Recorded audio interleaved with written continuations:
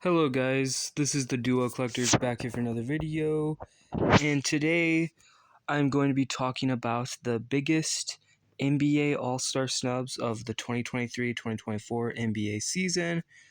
And first, let's start off with the Sacramento Kings. Both these two should definitely be All-Stars in my opinion. You've got De'Aaron Fox, he's averaging 27 points per game. He is a superstar in this league. He should be an all-star. Next, we've got Domantas Sabonis. The guy is basically averaging a triple-double. He is, I'm pretty sure, leading the league in double-doubles. He's leading the league in rebounds. He's like currently 7th or 6th in MVP ranking, and he's not an all-star. This doesn't make no sense. It just really doesn't. I don't know. Both these two should be all stars. I think with how talented the league is currently, I think we might need to add more than 12 roster spots for the All-Star game. Maybe 14, maybe 15. Yeah. Let's move on to the next person. Next, we've got James Harden. And for me, I think he should be an All-Star. Now, I understand why he didn't. The Clippers are currently right now the first seed in the West. They already got 2 All-Stars with Kawhi and PG-13. And if you get another one, no team for the All-Star games this year have over 3. They have 2, but none have 3. So I do get it. He's not averaging a bunch. He's only averaging 17, which is not like great for him. I think this is his worst like averages since he's been with OKC, but he is a very impactful player for this Los Angeles Clippers team. He's that third guy on the team, and without Harden, this team wouldn't be like this first seed in the West. Now, I know they started off pretty rough with him, but they went on a streak, and this is a title contender currently. I do get it, though. I do understand why he didn't. If I were to choose between De'Aaron Fox or Harden, I would go with De'Aaron Fox for the All-Star game. But Harden is still a guy I'd like to mention. Next, we've got Jimmy Butler. How is he not an All-Star? Like, I get it, but this is the second year in a row now. He is always dominating the playoffs, and I do know this is not a playoff like award. This is not a postseason award. But last year he made All-NBA second team for the first time, and he didn't make it. And I really think he should have made it last year. Sorry about that.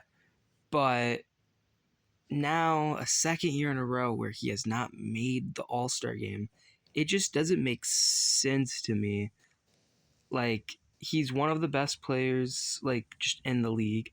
I know his numbers don't look always, like, amazing, but he averages 21 points a game, and Bam made the All-Star game, but I feel like Jimmy should also make the All-Star game. Now, I do understand he has not played, like, as many as Bam, but I still feel like Butler should be in the All-Star game, but I don't think he really cares, and honestly, it is what it is, I guess. But let's see what he can do in the playoffs, because he always does amazing in the playoffs. Next, let's take a look at Jamal Murray, another guy from last year's finals series. Now, for him, injuries is also kind of a thing. He's missed more time than Jimmy, but Jamal Murray's a great player. He always does like amazing in the playoffs. And it's crazy to think that this guy is not an all-star when he is definitely an all-star level player. He's the second star on the Nuggets. Like, they don't win that title without him. The Nuggets the year before were like the 6th seed in the league without him. And then next year he's back and they won the championship. I don't know. I I feel like he definitely needs to make an All-Star at some point in this in his career. But I do understand this year, but I still want to mention him. And I don't know, he's got to make one eventually in his career because he is a really good player. But at least they got Jokic. The Kings got nobody in the All-Star game. That's all I'm gonna say. Let's move on to the next one. Next, we've got the Boston Celtics, and I'm going to mention both these guys. You got Kristaps Porzingis and Derek White. Now, if I were to pick out of these two, it'd definitely be Porzingis over Derek White. But Derek White is a very impactful player for the Celtics. He is doing really good, but he's averaging 15 points, and I wouldn't say he's an all-star. I know a lot of Celtics fans are saying he should be an all-star. He's great for them, but I don't think, in my opinion, I don't think he gets in. Because when you've got a guy like Trae Young would definitely go over Derek White, which, good thing he did, good thing Scotty Barnes, because if I made this a couple of days earlier, I would have mentioned those two in the video as well. But Kristaps Porzingis, I would personally say him. They're like the best team in basketball. Honestly, they should probably have another all-star, and I would go with Porzingis. He's averaging like 20 points a night. He's doing pretty good. Next, let's move on to the Pelicans. So, out of the top 9 teams in the West, the Kings and the Pelicans are the two teams with no all-star. The Kings are the 5th seed. Pelicans are the 7th seed. Both these guys are basically averaging the same numbers. If I had to choose between these two, I would say Ingram. But Zion is having a good year. Not as good as his second season, but he's still having a good year. He's not been injured. I don't know. Both these two, you could definitely have reasons for why both these two should be in the All-Star game. But I think Ingram needs to make another one. He hasn't made it since 2020, and he's a pretty good player. I think at least one of these guys should be. I don't know. They're basically I think they're averaging 21, 5 and 5. No. Well, yeah, that might be what I don't know. They're averaging basically the same numbers. And let's move on to both these two guys. I think they're both I'm pretty sure they're both power forwards. We got Markkanen and Sengun. I think Markkanen, I don't know. He was most improved player last year, all-star. I think he probably should make another one this year, but he didn't get in. The league is so talented. And Sengun is having an amazing year right now. He's probably the most improved player. I don't know. One of these two guys could get in. If I had to choose, I would go with Markkanen. But either or both are really good players.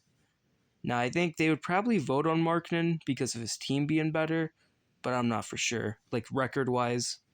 Now let's move on to DeMar DeRozan. This is not the picture I'm going to be using. I'm going to be using this one. Yeah, so DeRozan, he's been doing good. Now, this is definitely his weakest year in Chicago. They're currently the 9th seed right now, but I feel like he is playing at an all-star level. He has been playing at an all-star level since he's been in Toronto. Even when he was on the Spurs, he was an all-star level player, but he didn't make it because the West was so stacked. But I definitely could see DeRozan being a guy who should be an all-star. But yeah, I don't know. He's averaging about 22 points a game. He's the guy for Chicago. LaVine has missed a lot of time, and he's out for the rest of the season, I'm pretty sure. But yeah, I think DeRozan would definitely be in that running. And then the final two guys I want to mention, I'm going to mention Jared Allen. Now, he's doing pretty good, but I think I understand why he didn't make it. Donovan Mitchell is that guy in Cleveland. And then the final one I want to mention is Rudy Gobert. But if the Clippers get 2 All-Stars, then the Timberwolves only get two All-Stars in my opinion. And I think they chose Minnesota. I think Ant and Cat are definitely better than Gobert. Now I will say this: Gobert, he is like leading, I think, for Defensive Player of the Year potentially this year. I will say this though: I don't like Gobert, so there's a little bias towards that. But I'm gonna mention him, and then the final one I want to mention is Rookie of the Year, most likely. Uh, Victor Wembanyama. I'm gonna just call him Wemby. He is having an amazing year.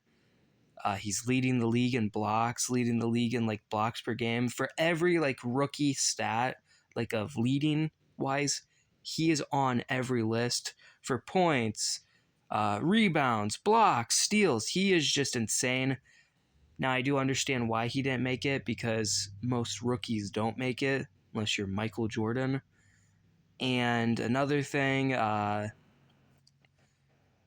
his team sucks, which that's not his fault, but that's probably why he didn't get in. But those are the final 3 guys I wanted to mention. And yeah, tell me what you guys think about my list. Who do you guys think I missed on like not saying? And tell me who you think out of these guys should have been an all-star. And yeah, that's it for the video, guys. Leave a like, subscribe, and yeah, thank you. Bye.